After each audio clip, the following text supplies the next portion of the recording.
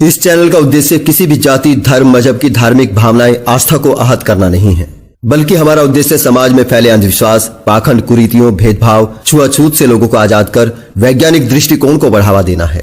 हमारे संविधान का क्लॉज एच हमें इस कर्तव्य पालन की आज्ञा देता है।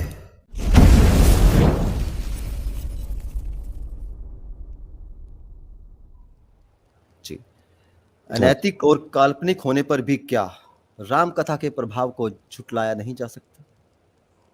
भाई कुछ लोग कहते हैं, हाँ जी, एक सेकंड, कुछ लोग कहते हैं उदार जो हमारे धार्मिक हैं, उदार लोग हैं, उदार सनातनी भी हैं, आते हैं हमारे पास भी आते हैं, वो कहते हैं कि हम किस किताब को नहीं मानते, हम नहीं, मैं मेरा किताबों में इतना बिलीव नहीं है कि वो, लेकिन क्या इसके बाद भी हम इसको जुटलाना छोड़ दें? क्या हम इस पर बात करना छोड़ दें कि आपने ये कह दिया कि मैं किसी किताब को नहीं मानता, तो क्या हम इस पर बात करना छोड़ दें? नहीं, हमें इस पर बात करनी होगी। पढ़ें डॉक्टर साहब। हाँ, अक्सर कुछ लोग पूछते हैं कि आज के पौराणिक और धार्मिक कथाओं के अनुसंधान से क्या लाभ है। ऐसे प्रश्न पूछने वाले दो वर्गों में बांटे जा सकते हैं। एक वर्ग में वो लोग आते हैं कि जो राम को ईश्वर का अवतार मानते हैं और उनके बारे में आलोचना करना घोर पाप समझते। अगर आप उनकी मान्यताओं के अनुकूल लिखेंगे तो वो आपकी प्रशंसा के पात्र और स्वर्ग के अधिकारी मानेंगे तथा राम भक्ति के प्रचारक के रूप में आपका गुणगान करेंगे। अगर आप उनकी मान्यताओं के प्रतिकूल सत्य के अनुसंधान के लिए कोई नई बात लिखेंगे तो वे लोग आपको नास्तिक और धर्म पर आक्षेप करने वाला कहकर आपके खिलाफ विरोध का झंडा खड़ा कर देंगे। इनका उद्देश्य यह होता है कि दूसरे लोग विरोध के कारण ऐसी आलोचना से कतराने लगे। दूसरे वर्ग में प्रगतिशील विचारों के लोग आते हैं जो पौराणिक कथाओं की बात सुनना ही पसंद नहीं करते। पौराणिक कथाओं की बातें उन्हें आउट ऑफ डेट लगती है और वो उनकी व्याख्या को अंधविश्वास फैलाने में सहायक मानती है। ये लोग वह भूल जाते हैं कि उनकी अपेक्षा से जनता में फैला हुआ अंधविश्वास मिट नहीं सकता। उनकी उपेक्षा से, सॉरी, राम कथा कितनी ही अनऐतिहासिक, काल्पनिक हो, जनता पर पड़े हुए उसके प्रभाव को झुटलाया नहीं जा सकता। इस प्रभाव की ओर ध्यान न देना ठीक नहीं होगा। पुरोहित वर्ग धार्मिक अंधविश्वास से प्रभावित जनता से धन और आदर पाने, जी हाँ, आदर पाने के लिए आदर पाने के लिए सच्चाई की खोज करने वालों का हमेशा विरोध करता है। इसमें उसका स्वार्थ निहित है। पुरोहित लोग धार्मिक आवरण ओढ़कर ही साधारण जनता का शोषण करते हैं और उनके परम हित चिंतक उपास्य बने रहते हैं। इसलिए सत्य के खोजियों को उनके विरोध की चिंता छोड़कर सामान्य जनता तथा मानवता की भलाई के लिए कार्य करना चाहिए। सत्य को विरोध से दबाया नहीं जा सकता। सहज जिज्ञासा मानव की स्वाभाविक प्रवृत्ति है। इसलिए सचेत लोगों के लिए यह बिल्कुल स्वाभाविक है कि वो सत्य खोजने की कोशिश करें।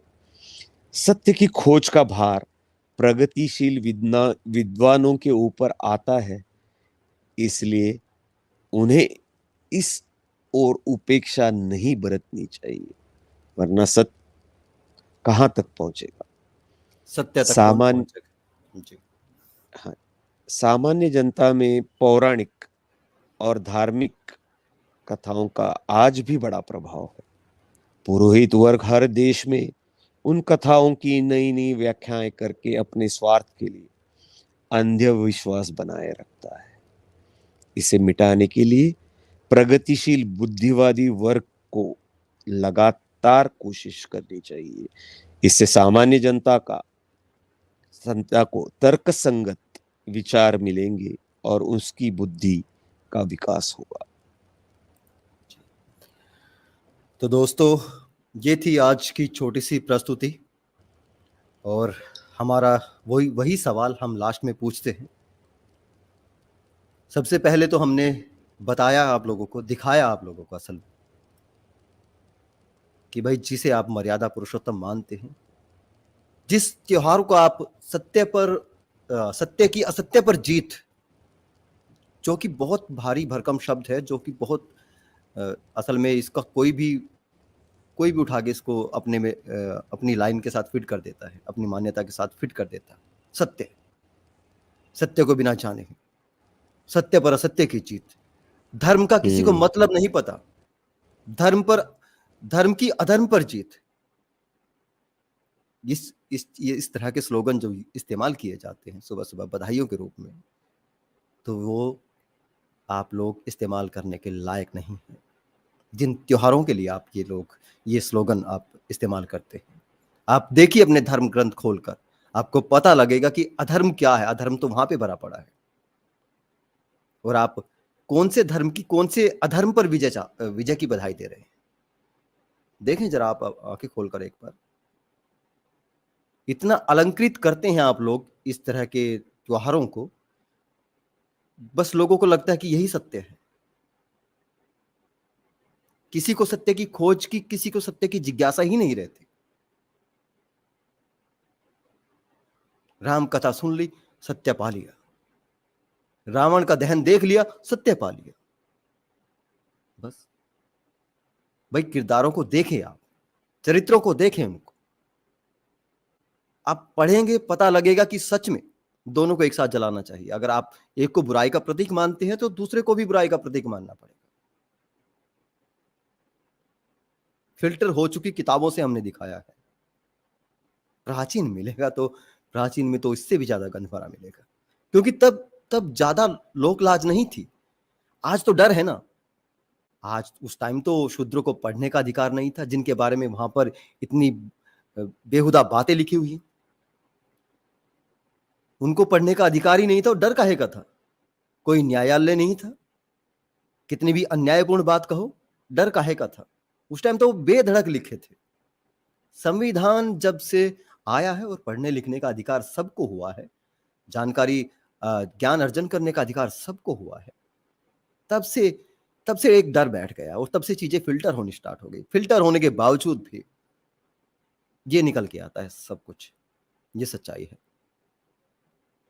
तो कंक्लूजन यही है भाई, अगर रावण बुराई का प्रतीक है, तो राम का किरदार भी बुराई का ही प्रतीक है। उसने कोई बहुत भले काम नहीं किए थे, ना अपनी पत्नी के साथ, ना दूसरे की पत्नी के साथ, ना दूसरे की बहन के साथ। उसने कुछ नहीं किया था। किसी भी किरदार के साथ खड़े होकर देखेंगे, एक किरदार के साथ खड़े होकर देखेंगे, तो आपको ये दिखाई देगा, ये लगेगा कि हाँ, दूसरा बुरा है। देखिए, हम फिल्में देखते हैं और हीरो होता है गैम्बलर, या फिर एक जुआरी होता है, या फिर एक डकैत होता है। लेकिन वो फिर हम जो फिल्म का जो शीर्षक होता है, निर्देशक होता है, वो ये बताता है, ये दिखाता है, पोस्टर ये छपता है, हीरो वो लिया जाता है जो जिसे आप पहले से हीरो मानते हैं। जैसे आप भगवान पहले से ही किसी को मान बैठे हैं, और हमने उस भगवान को वहां पे अवतार बताया है किसी को, तो आप उसके पक्ष में खड़े होकर चीजों को देखेंगे। वैसे ही हीरो आपके दिमाग में ये है कि ये हीरो है, ये फलाना कलाकार हीरो है, पहले से ही है आपके दिमाग में।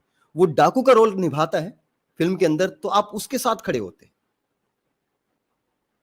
वो आतंकवादी का रोल निभाता है, तो भी आप उसके साथ खड़े होते हैं। ऐसी बहुत सारी फिल्में हैं, आप हीरो के साथ खड़े होते हैं। अभी एक लाल चंदन वाली वो फिल्म आई थी, क्या नाम भूल गया मैं उसका, पुष्पा।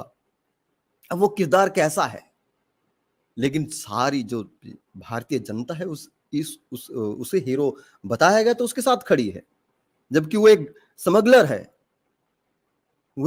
है, कितने लोगों को मारता है, लड़की के साथ बदतमीजी करता है, और पैसे देकर एक चुम्बन उसका चुम्बन लेता है।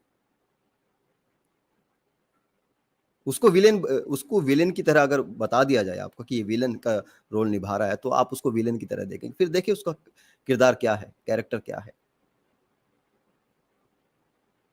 आपके लिए आदर्श, आपके लिए अच्छा वो है जो आपको बताया जा रहा है।